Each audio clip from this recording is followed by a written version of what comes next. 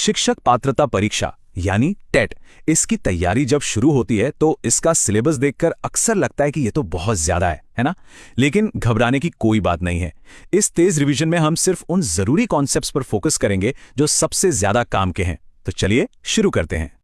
तो हमारा मकसद यहाँ क्या है? सीधे उन चीजों पर ध्यान देना जो परीक्षा में सबसे ज्यादा मायने रखती हैं, ताकि तैयारी फोकस्ड और असरदार हो सके।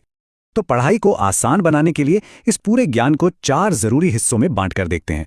सबसे पहले हम परीक्षा की बनावट को समझेंगे, फिर पर्यावरण और पारिस्थितिकी की दुनिया में चलेंगे, इसके बाद बाल विकास के सिद्धांतों को जानेंगे और आखिर में संरक्षण के तरीकों पर बात करेंगे। ठीक है, तो चलिए शुरुआत करते हैं और सबसे पहले समझते हैं इस परीक्षा के ब्लूप्रिंट को, मतलब इसके स्ट्रक्चर को। यहां पर देखिए, परीक्षा की बनावट बहुत सीधी सादी है, 150 सवाल और 150 ही अंक। लेकिन ध्यान देने वाली बात क्या है, वो ये कि हर विषय का वजन एकदम बराबर है, पूरे 30 अंक। इसका मतलब साफ है, किसी भी एक विषय को छोड़ा नहीं जा सकता। एक बैलेंस तैयारी ही यहां काम आएगी। चलिए अब आगे बढ़ते हैं पर्यावरण अध्ययन की ओर, और शुरुआत करेंगे हमारे पर्यावरण की बिल्कुल बेसिक, मतलब बुनियादी बातों से। हमारा जो पर्यावरण है ना, वो असल में इन 4 आपस में जुड़े हुए मंडलों का एक मिलाजुला सिस्टम है। जैसे स्थल मंडल यानी हमारी जमीन, जल मंडल यानी पानी, वायुमंडल यानी हवा, और जीव मंडल जिसमें सारा जीवन है। ये कोई अलग थलग हिस्से नहीं है, बल्कि ये लगातार एक दूसरे से इंटरैक्ट करते हैं, और इसी इंटरैक्शन की वजह से हमारे ग्रह पर जीवन संभव हो पाता है। तो फिर ये पारिस्थितिक तंत्र, या जिसे हम इकोसिस्टम कहते हैं, ये आखिर है क्या? देखिए, आसान शब्दों में कहें तो ये किसी खास इलाके में मौजूद सभी जीवित प्राणियों और उनके आसपास के निर्जीव वातावरण के बीच के रिश्तों का एक जाल है, एक पूरा सिस्टम। और ये जो जरूरी कॉन्सेप्ट है ना, इसे 1935 में एजी टांसले ने सबसे पहले इस्तेमाल किया था।